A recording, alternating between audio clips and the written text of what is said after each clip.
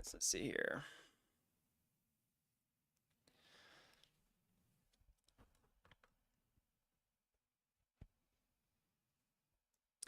All right, and we're live. So welcome back to Dapp University. So today we got a big piece of news to cover. It's major for the entire crypto space, which is PayPal finally turning on crypto payments for its U.S. merchants. Okay, we're going to get into that, look at all the details of how this is going to work, because, yeah, this is a major deal. We got some other news to look at today. We're going to look at the cryptocurrency prices, answer some of your frequently asked questions, and a lot more. So if you're new around here, hey, I'm Gregory, and on this channel, I turn you into a blockchain master. So if that's something that you're interested in, then smash that like button down below for the YouTube algorithm and subscribe to this channel. And if you want to learn how to become a blockchain master step-by-step start to finish, then head on over to dappuniversity.com/bootcamp to get started today. So, all right, we got people jumping in the chat here. Let's see, we got cool. Looks like it's a little bit of a delay going on here. Let me also just check and make sure my audio is working okay. Yep, audio looks good. Awesome. We got James, Marcus. Yeah, very cool. All right, so let's go ahead and jump into this. So for sure, the first major news item of today that everybody's talking about is PayPal turning on cryptocurrency payments for their U.S. merchants. Okay, so we've talked about PayPal before in this channel. Have they been getting in the crypto space? Of course, they kind of started this effort. I'm not really sure when it started, but I remember it coming out of the scene last year was like, oh, now you can buy and sell buy and sell cryptocurrencies inside of PayPal from a consumer perspective. And they talk about planning on, releasing this for, merchants. And honestly, really the cryptocurrency functionality was pretty lightweight to begin with, kind of limited in its capacity. That's okay. Just the fact that even PayPal would support something like this and turn it on was huge. And so we're seeing this develop over time. Okay. So the major story for today is that they're actually turning on this crypto payment system for their merchants. Okay. So let's look at the news here. So PayPal Holdings will announce later on Tuesday that it started allowing U.S. customers, okay, to use their cryptocurrency holdings to pay millions of its online merchants globally, a move that could significantly boost the use of digital assets in everyday commerce. So that's big, all right? So think about it this way. There are lots of people who have PayPal already integrated into their online shopping carts at, brick and mortar point of sale, whatever you call those things. They're not cash registers. They're like, the iPads or whatever that you plug things like point of sale swipe devices. People who have PayPal integrated that way, all these people are going to now have the ability to accept cryptocurrencies from consumers. And I think in a lot of these cases, basically, I haven't looked at this totally, but to me, it looks like the use case is you pay with cryptocurrency and the merchants can receive, dollars. So everybody kind of complaining about this. It's not really like a crypto payment because essentially what's happening is your cryptocurrency gets converted into fiat currency, and then that's what happens when the merchant gets it. I understand the complaint there. But to me, it's a bigger deal that people can do more with their cryptocurrency, and PayPal is facilitating that. Okay, so the more useful cryptocurrency is to other people, the better the value proposition is, and the greater capacity cryptocurrency has to be widely adopted. Okay, now I know some people will also bristle at this, saying like, oh, Bitcoin's not a payment currency. So let me turn this ad off if I can. It's just kind of distracted me. I'll just turn off my screen. So, some people say like Bitcoin's not a payment currency, like digital gold, you shouldn't be like paying for things on PayPal, et cetera, et cetera. I get that. I know a lot of people who still use it that way. You know what I mean? It's sort of a narrative violation, right? To think about it as a payment method rather than a currency, rather than a store of value. But I don't think it really matters in this case. And the bigger picture here is cryptocurrency is more useful the more you can do with it. A lot more people are going to be accepting cryptocurrency payments just by turning on a setting, essentially, in checkout systems they already have implemented online. And PayPal, one of the largest payment processors in the entire world, is facilitating this. They're going to have a lot of infrastructure and stuff in place to make this really do well. So what do you guys think? Let me know down in the chat. Will you pay with cryptocurrency online? Will you pay with your Bitcoin?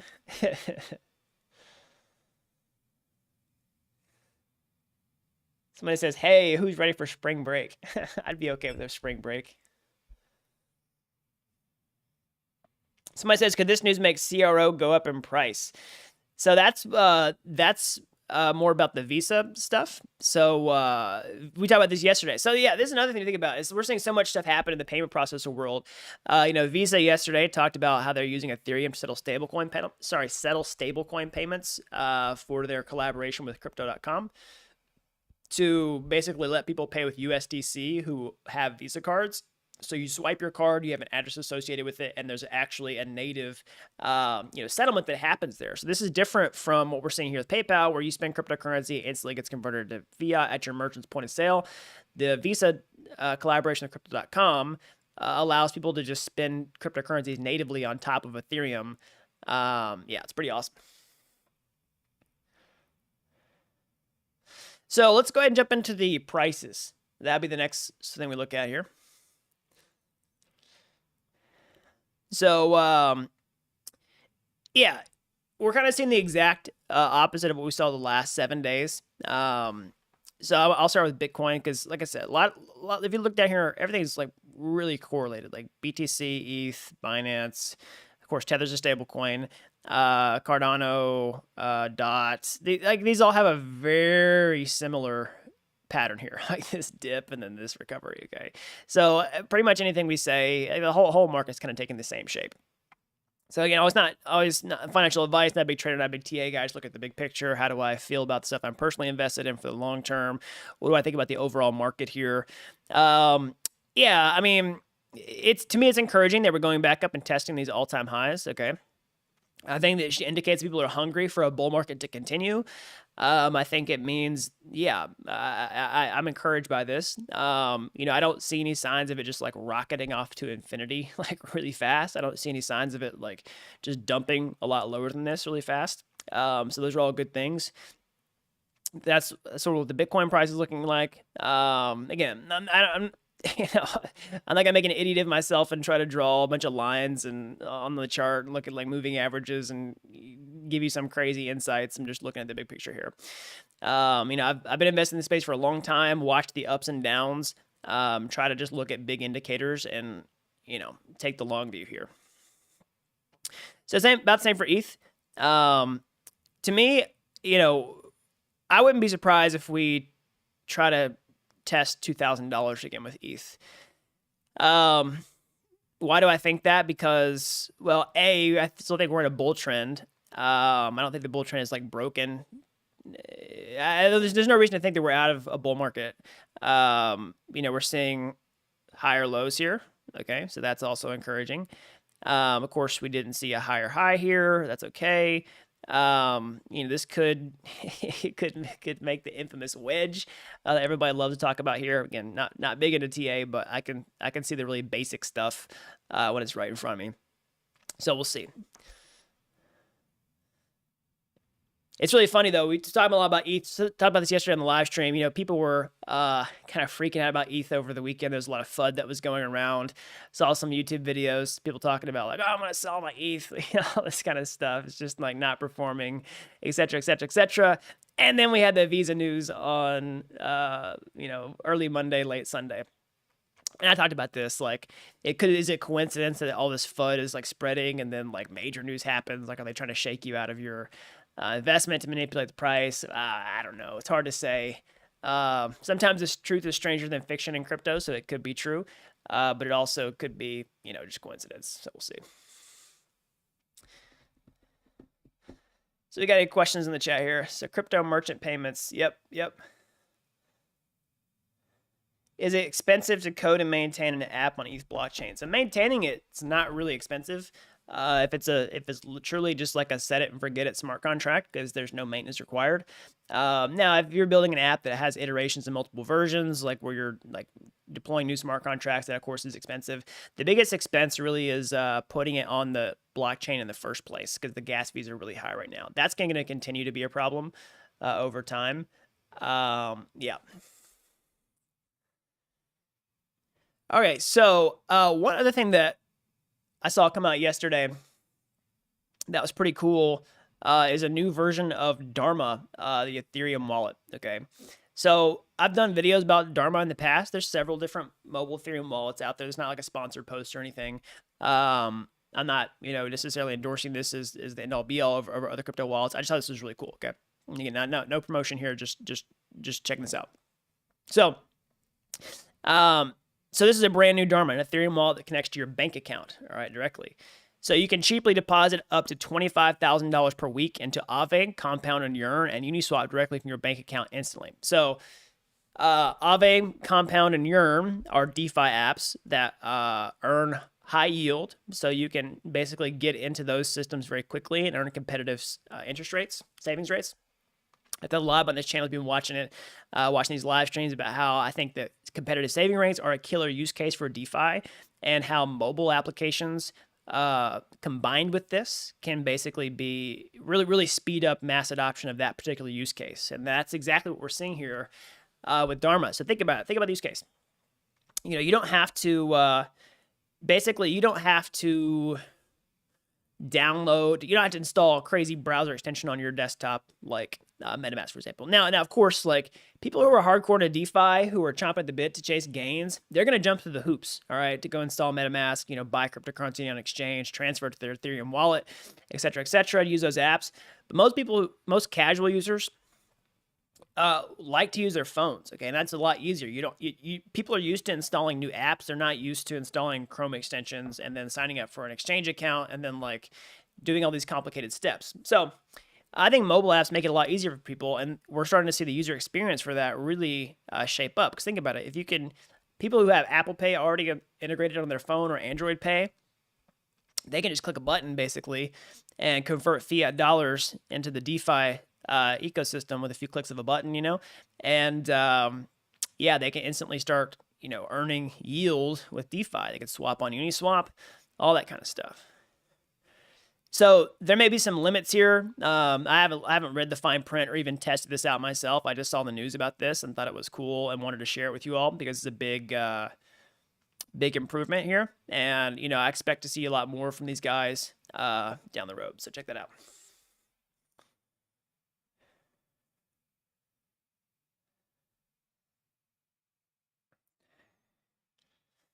All right, so somebody says, can you talk about whether the upcoming Optimism integration would not eliminate the use cases for a product like Matic Polygon? Okay, so what I'm about to say is not financial advice. It's not telling you to buy or sell any cryptocurrency based on this information. So we're going to see what happens, okay? What the market's really going to decide, whether the market predominantly prefers layer 2 scaling solutions that are actually built on top of the main Ethereum chain, or if it likes to use side chains. That being said, the dominant preference doesn't mean that the smaller, or I don't want to say inferior, that's not what I'm trying to say. That like whatever takes the most market share, whatever has a smaller market share, does not mean it's necessarily going to go away. Okay. So let's say that layer 2 becomes more in demand than side chains. It doesn't mean side chains are going away, or vice versa. Okay. I'll tell you what I think is probably going to happen. I think people will probably prefer layer 2 for most use cases. But I could be wrong. Like I said, the market has to decide. So we'll see. Like I said, that does not necessarily mean that they're going to go away. Anything about the cryptocurrency prices of these side chains is going to change. That's not my intention at all. But if I were to just kind of make a gut feeling decision, I think layer 2 will probably be more in demand than side chains, but we'll see.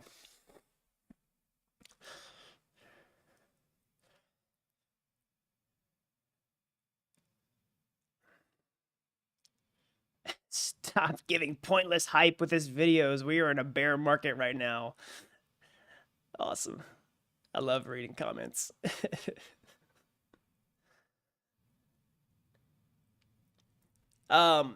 So let's see, the next thing we can talk about here.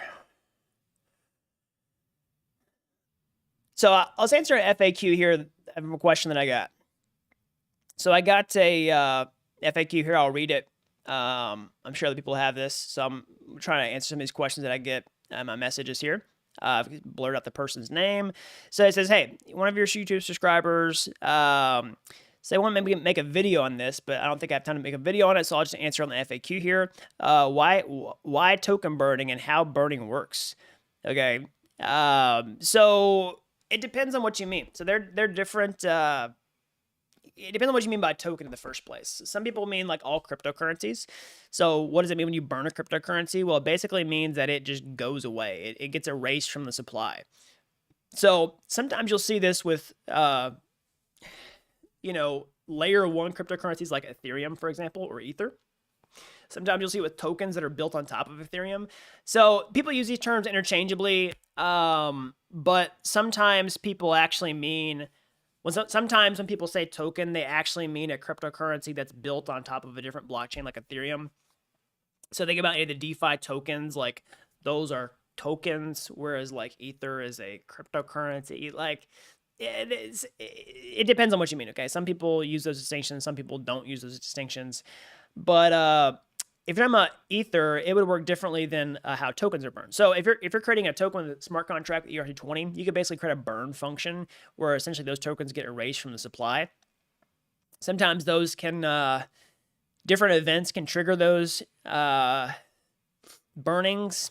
Sometimes like back when we had ICO mania in 2017, tokens would get burned that weren't sold in an ICO. Or, you can see the same type of thing with like liquidity mining incentives. Maybe like certain tokens are burned that aren't issued in liquidity mining phases, which usually that's not likely to happen because they get distributed based on block times. But there are other different, tokenomics is an entirely different world where you can go deep and like all these crazy, you can go crazy when you design a token, put it that way. So, and one way you can do that is to integrate burning into your tokenomics and different things that trigger burnings, okay? So for Ether itself, Ethereum blockchain, burning ETH will happen when EIP 1559 gets here, which basically means that the fee, the only time this will happen is when you send Ether around, or a transaction is created, or you interact with the smart contract or something like that. Anytime you pay gas, so that gas fee is going to get split into two parts, the base fee and the miner tip, the base fee will get burnt. It will get erased from the supply. So if you're talking about burning from Ether's perspective, that's the only time it will ever happen. And that's how it works. Somebody says, what's my portfolio? Mostly ETH, then Bitcoin, then a couple DeFi tokens like Aave and Synthetics. I mean, I do get like random tokens every now and then. I do a little bit of trading, but those are the only material positions. Somebody says, when can we expect EIP in 1559? The current advertised expectation is July.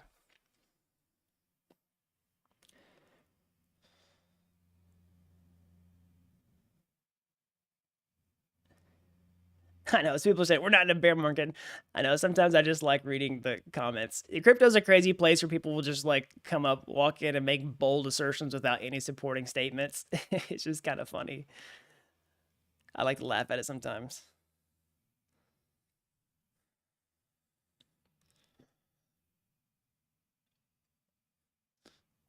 If a token resides in a wallet, it will be counted in circulation. Yes. Typically, when it's not counted in circulation, it means it hasn't been issued yet. A burned token, for example, would not be in circulation.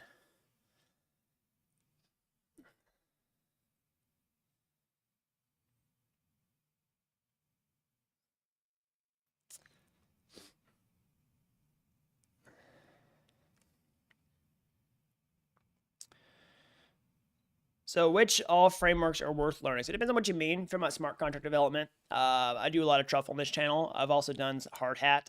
You can check those out, Web3.js, Ethers.js, the common ones. So let's look at another. I'll show a testimonial here. Because a lot of people ask me, like, how hard is it to learn blockchain if I don't have any programming background? What does it take? Can you really get a job in this space? I always tell people I've got a bunch of student success videos on my YouTube homepage, but I got a message just the other day that I wanted to read here as well. Blur the person's name out. It says, hey, Gregory, I just want to take a little bit of time to come and thank you. I got my first blockchain developer job where I'll be using React.js and Web3 to connect to my team's Solidity contracts on the Binance Smart Chain. Thanks to you, At first, I was nervous because it wasn't that I used was the Ethereum blockchain, but it's essentially the same thing. Yeah, so Ethereum and Binance Chain are basically the same thing. So they're creating a DEX, and with like the Eat Swap video, so that's the video on my YouTube channel, you had taught me basically everything I needed for this job. You helped me a lot. When I first got into blockchain, it was just reading and learning about it with actually putting it to the test. With you, my learning became hands-on and visual. Respect and appreciate what you do. Awesome. So, say all the time, there's tons of demand for the exact skills that I teach you on this YouTube channel, and that's a story of somebody who jumped in, started learning, and then joined a team to build a real-world project where they're shipping soon. So that's the thing, is this Solidity developers are so scarce and in demand. Sometimes people will just hire people with hardly any experience because they just need somebody who knows enough to be dangerous. You know what I mean? Like, it's kind of a crazy world out there. The demand is so high.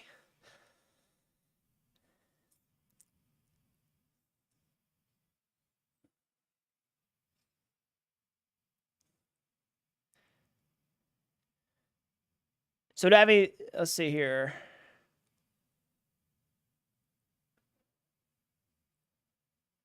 Somebody says, is there any chance for ETH to overtake Binance Smart Chain and gaining popularity amongst new, smaller users soon?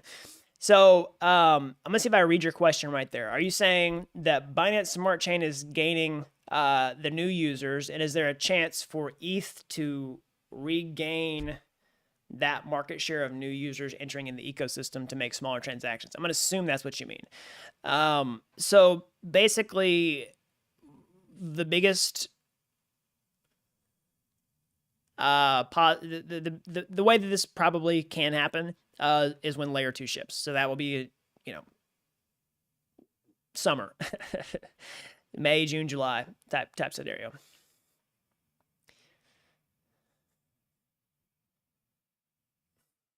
Have I used Binance Smart Chain or Polygon? Yes, I've used both.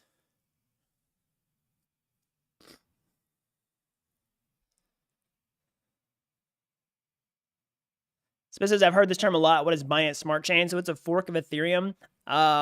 If you go to the cryptocurrency, like any cryptocurrency, market cap website, like CoinGecko, for example, or coinmarketcap.com, you'll see Binance Coin here. So this is, basically Binance Smart Chain. It runs in parallel to this, where the Binance coin lives. It's run by Binance, the largest cryptocurrency exchange in the world. It's their own blockchain. It's a fork of Ethereum. It's faster than Ethereum is, but because it makes trade-offs in decentralization and other things. Basically, the forks Ethereum, changes some settings, turns it into a different consensus mechanism, raises the block size, and makes it faster. So some people always say, like, hey, well, why doesn't Ethereum do that? Well, it compromises on Ethereum's core values. It does things Ethereum doesn't want to do to achieve the scalability. So there are lots of people who move over there for cheap transactions. It's fine. I don't think there's anything wrong with making those compromises. It's just people need to understand clearly what they're getting into. A lot of times people don't. Many times, the marketing messaging is not really clear about what's going on either. So, I won't get too far in the weeds on that one, but yeah, that's what Binance Smart Chain is. Yeah, I guess we saw a tweet the other day from Ben, or maybe Benjamin, over at Into the Cryptoverse. I gave him a shout out yesterday in the live stream, but I think he kind of summarizes this up. He reflects my viewpoint here, which I think is good. He says there's nothing necessarily wrong with a high throughput pseudo decentralized network. It is just a trade-off with different use cases that should not be compared to Bitcoin and Ethereum. So I think that's pretty spot on. Said in a very succinct way. So he's got a great channel. Primarily about analysis, price analysis, all that kind of stuff. Really, really, really sharp there. But also has a very, very, very strong grasp on the technical fundamentals, which is not common to have both.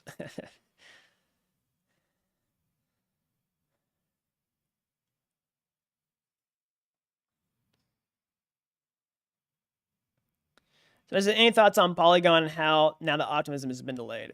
That's a good question. So, I think we could see other, teams, other layer 2 efforts really get some attention since Optimism has been delayed. And I still think the fact that Uniswap is launching on Optimism is a big deal. I've said this for a long time that probably whatever Uniswap uses, we'll see many other applications converge around that solution. Now, that being said, maybe that just means that many other applications converge around optimistic rollups, not necessarily Optimism as a provider for those. Also, in a decentralized world, I think we need options. We don't want to rely too much on the same thing, since it's not Ethereum itself. If it's Ethereum itself, it's a different story. But don't forget, layer 2 is built on top of Ethereum. It's not actually, you're not using Ethereum directly. So there are some trade-offs there.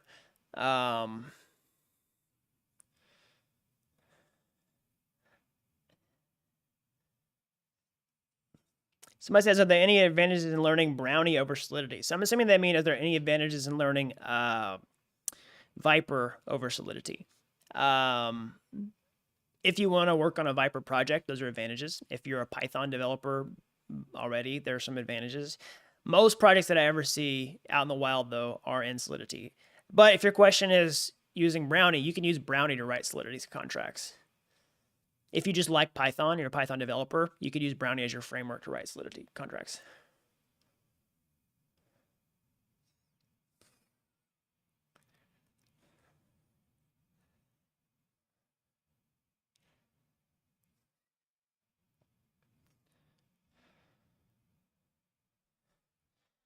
So somebody says, is PayPal using an L2 or subsidizing transaction fees? That's a good question. I don't know.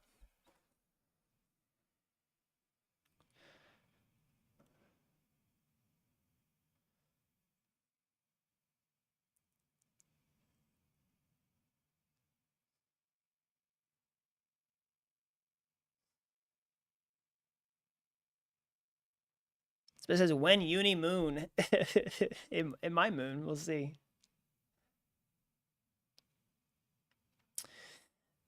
So let's see here.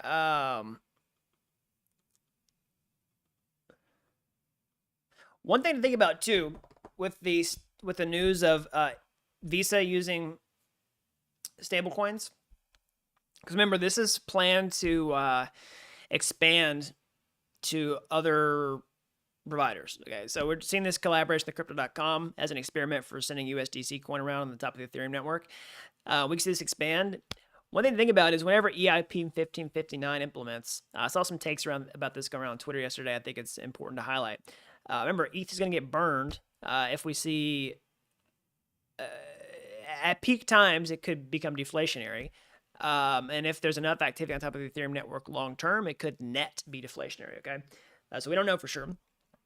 But one thing to think about is if Visa, widely uses ETH and we ship to Ethereum 2.0, all that kind of stuff, and it becomes fast, scalable enough for Visa to use it a lot or something like that, then basically anytime a Visa transaction would get created, ETH would get burned. Okay, so that means if we go to net negative issuance, then if you're holding Ether, the supply is going to get more scarce, and Visa could be a contributor to that. So essentially, think about Visa credit card transaction, ETH gets burned.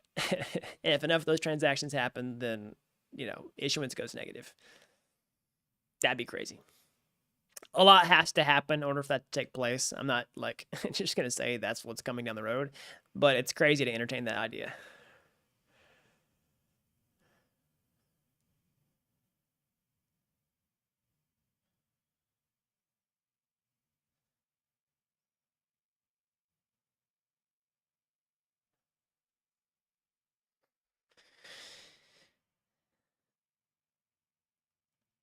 Somebody says, can we grab Ben's handle again? So Ben is into the cryptoverse. You can look him up on YouTube and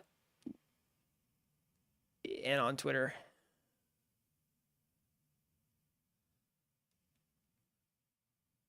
All right, everybody. So that's all I got for today. As always, smash that like button down below for the YouTube algorithm. Subscribe to this channel. That really helps these videos out so that more people can learn about blockchain. If you're as fascinated with this technology as I am, then how can you get your hands dirty and get started today? Well, it's like I said, you can go to my YouTube homepage. You can find my free courses there, like Udemy courses, but they're totally free. As we saw, from a testimonial today, somebody just followed those courses, got their first job building a DEX in the real world, all right, with a team. So if you like those videos, you went to the next step, or hey, maybe you want to take a master shortcut entirely, I can show you how to become a blockchain master step by step, start to finish, over at dappuniversity.com/bootcamp. All right. You don't have to be an expert to get started today. I've helped people with zero coding experience become real world blockchain developers in a matter of months. All right. So that's all I've got. Until next time, thanks for watching Dapp University.